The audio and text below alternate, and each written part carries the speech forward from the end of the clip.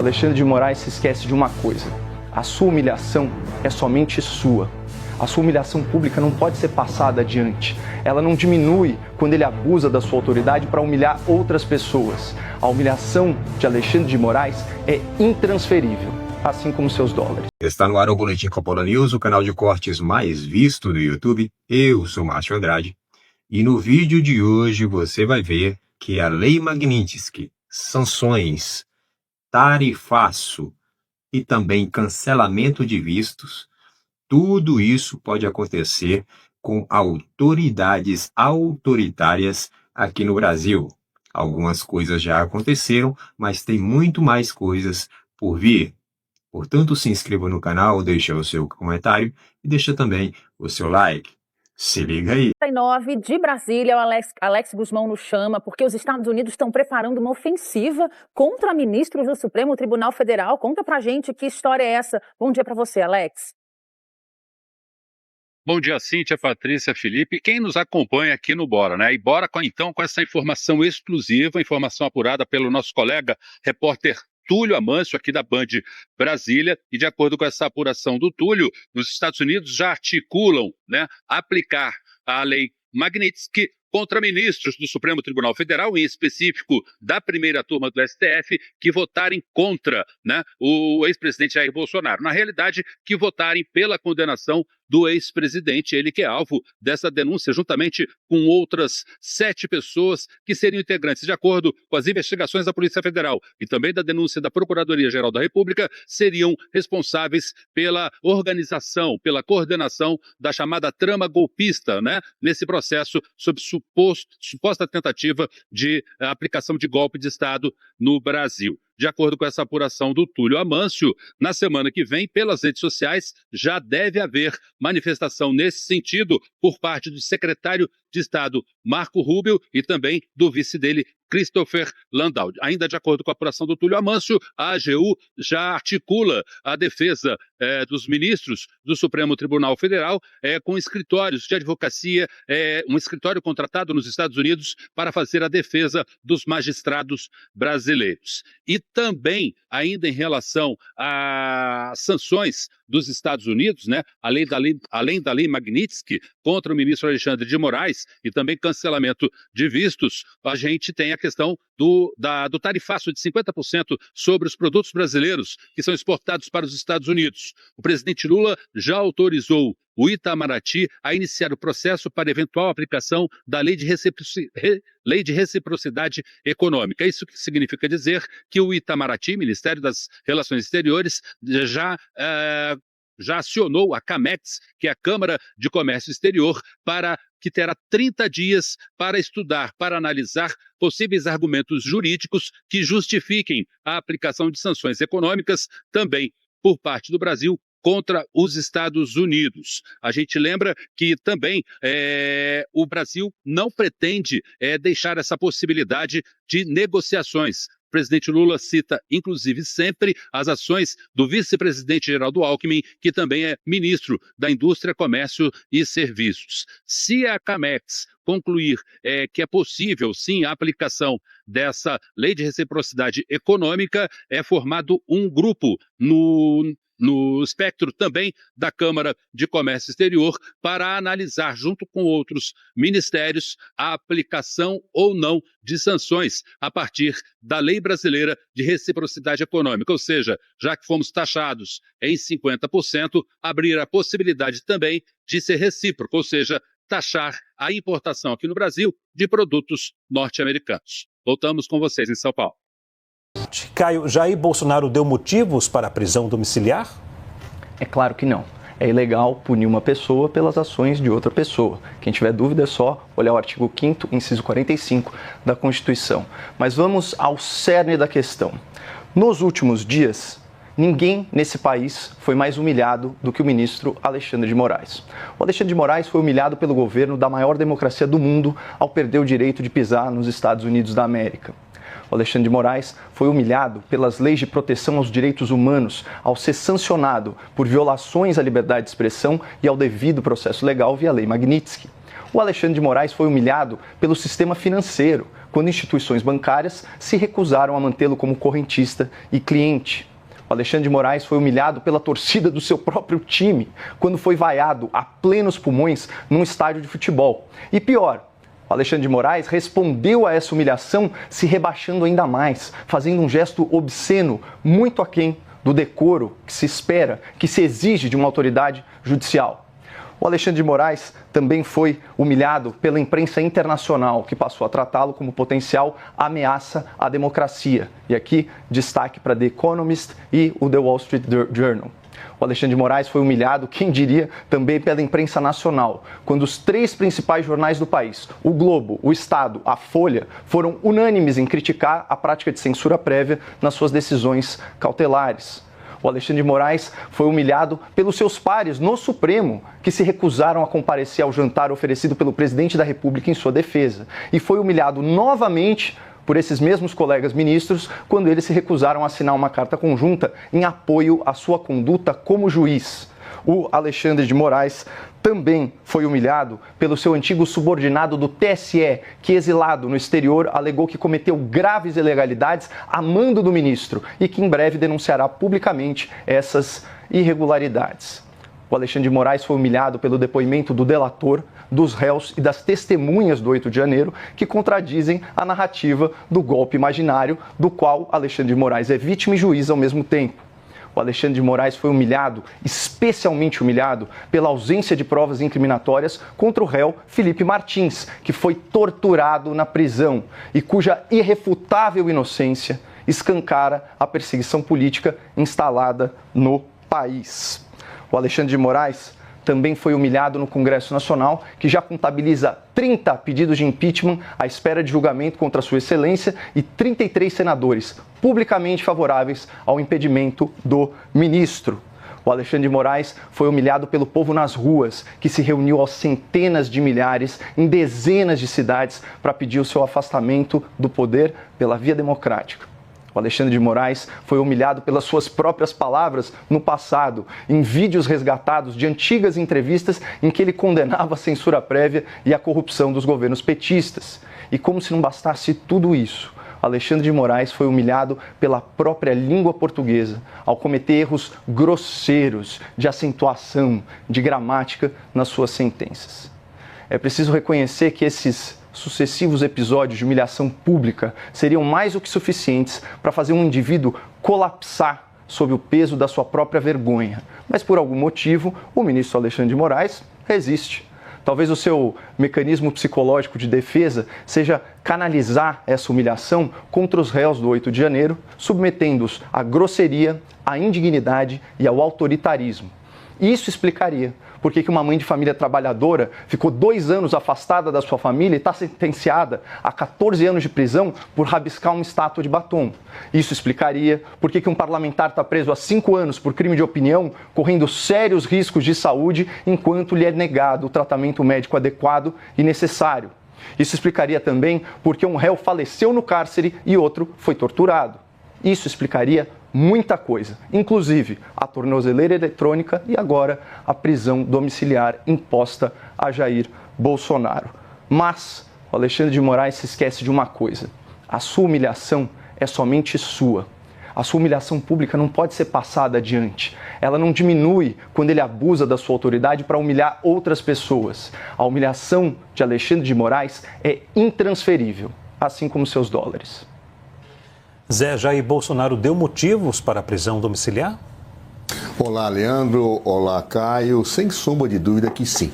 Apenas fazendo uma premissa preliminar, o Caio listou uma série de fatos, obviamente não haverá tempo possível para comentar cada um deles. Apenas digo o seguinte: se estivesse tão humilhado como o Caio coloca, o Alexandre de Moraes, eu não teria o resultado de 61% da população brasileira, segundo a Folha de São Paulo de hoje, dizendo que não apoiará um candidato que quiser perdoar Jair Bolsonaro. Ou seja, 61% da população concorda efetivamente com a Folha de São Paulo, efetivamente com a punição a Jair Bolsonaro e que isso não poderia ser cancelado.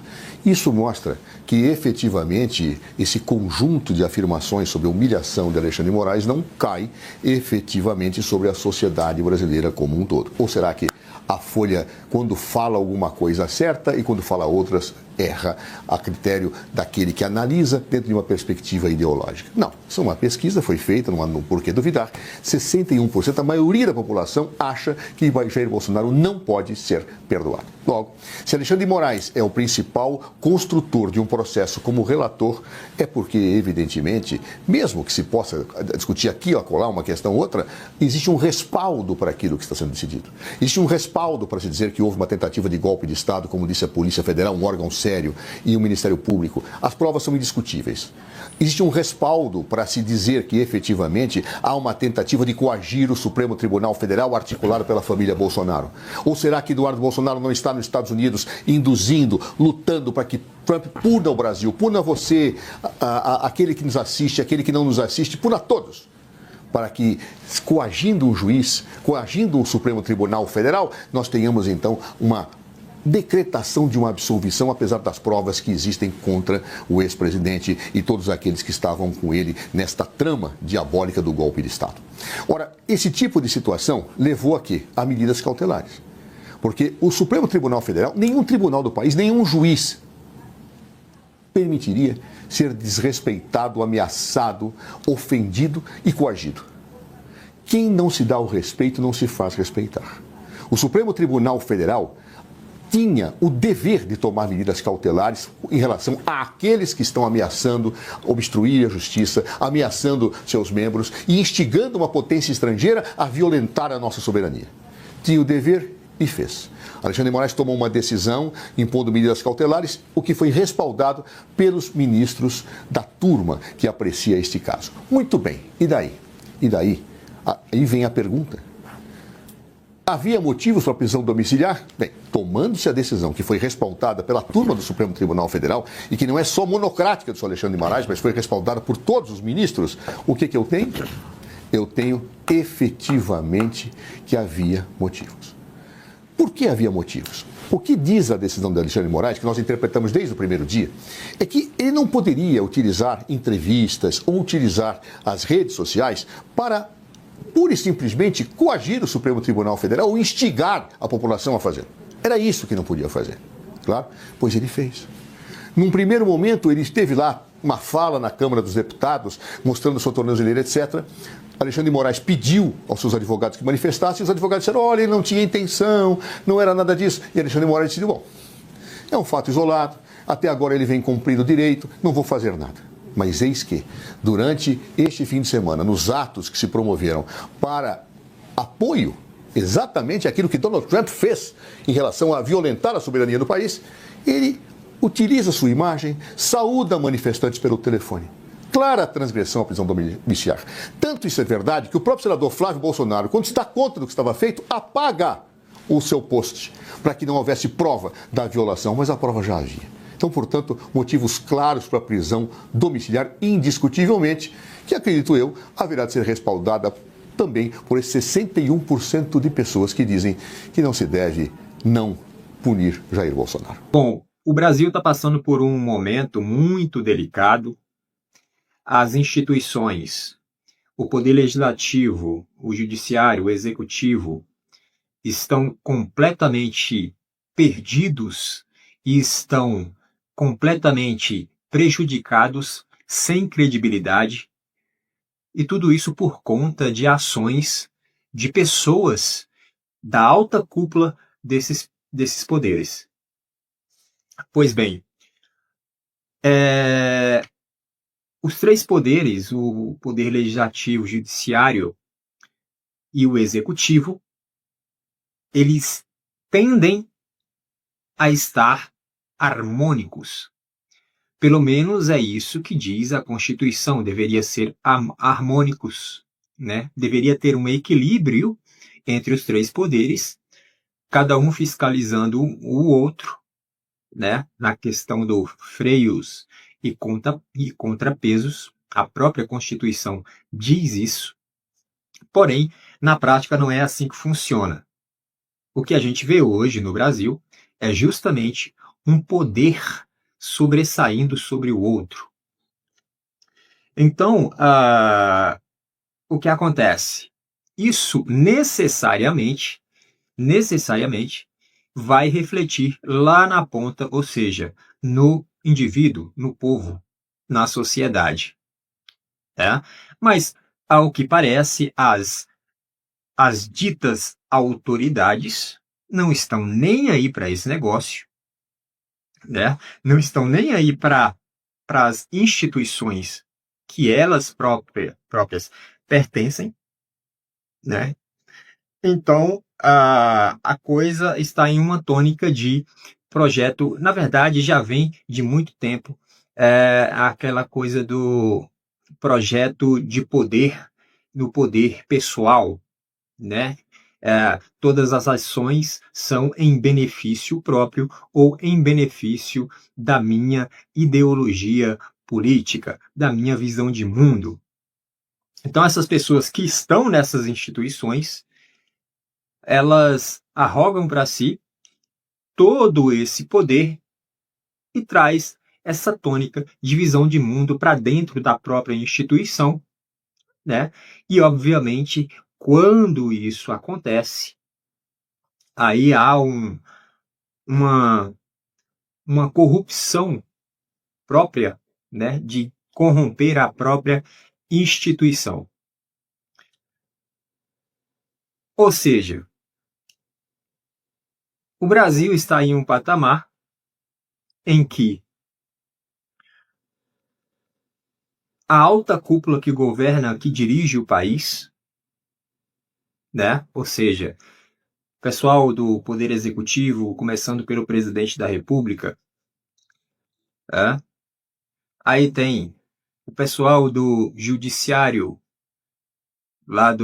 começando lá pelo STF, aí tem o pessoal do Legislativo, começando lá pelo Senado, tem o pessoal lá da Câmara, são os deputados e tudo mais, no Senado e senadores. Então tudo isso já está tem muito acúmulo de desonestidade, né, nessas instituições, né, por parte das pessoas que ocupam os cargos nessas instituições. Então abre-se aí uma questão diplomática, né? O Brasil está passando por essa questão diplomática agora, nesse momento, por conta de ações justamente dessas autoridades, né? E aí eu falo dos três poderes, né? E aí essas autoridades, por conta de ações dessas autoridades, ações essas que, quando executadas, feriu a legislação de outro país, feriu a ordem jurídica e constitucional de outro país, e por isso que está havendo uma reação deste outro país para com o Brasil. E esse outro país é os Estados Unidos da América. Logo, a maior potência do mundo. Pois bem, os Estados Unidos estão aí penalizando o Brasil com tarifas, né? Muito provavelmente vai vir mais sanções e mais tarifaço por aí, porque o Trump não vai parar.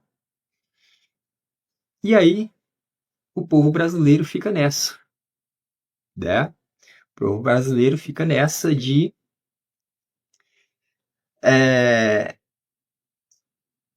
um país sem norte, né?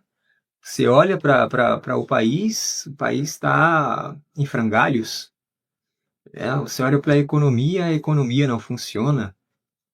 Você olha para a segurança não funciona. Você olha para a saúde, pior ainda. Você olha para quem conduz a nação, você não vê exemplo nenhum.